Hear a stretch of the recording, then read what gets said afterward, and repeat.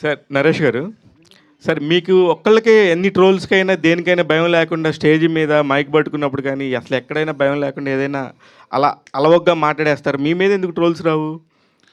ఎందుకంటే ఒకటండి, హ్మ్. ఇమ్యూన్ అయిపోతారు. ఇప్పుడు ఎంత ట్రోల్ చేస్తారు ఎవరైనా కూడా. ఇప్పుడు అయిపోయిందంటారా అది? నాకు కావాల్సింది నేను మాట్లాడతా, నువ్వు ట్రోల్ చేసుకో, నాకేం పోయింది, ఓకే. నాకేం నష్టంలే కదా. ఓకే.